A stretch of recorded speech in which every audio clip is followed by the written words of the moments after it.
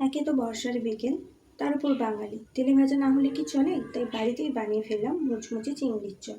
এই চিংড়ির চপ বানানোর জন্য সবার প্রথমে কয়েকটা চিংড়ি মাছ নিয়ে তা ভালো করে কেটে ধুয়ে পরিষ্কার করে মাথাটা বাদ দিয়ে দিলাম। তারপর কয়েকটা কাঁচা লঙ্কা, আদা, গোলমরিচ, রসুন ভালো করে বেটে নিয়ে ওই চিংড়ি মাছের মধ্যে দিয়ে দিলাম।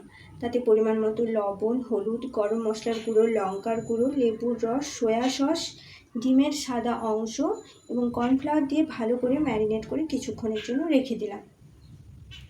তারপর একটি বাটিতে আমি আলাদাভাবে ডিম ফাটিয়ে রেখে দিলাম এবং ব্রেড ক্রাম্বসও নিয়ে নিলাম। এই ব্রেড ক্রাম্বসটা কিন্তু বাড়িতেই তৈরি। আপনারা যদি এই প্রসেসটি জানতে চান তাহলে কমেন্টে জানান।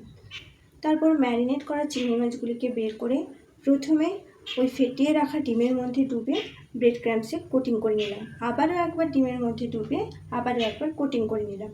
এইভাবে আমি ডবল কোটিং করে নিলাম। আপনারা চাইলে সিঙ্গেল কোটিংও করতে পারেন। আমি সবগুলো চিংড়ি মাছকে এইভাবে ডবল কোটিং করে নিলাম। তারপর কড়াইতে তেল গরম করতে দিলাম। তেল ভালোভাবে গরম হয়ে যাওয়ার পর ওই চিংড়ি মাছগুলিকে একে একে তেলের মধ্যে ছেড়ে দিলাম।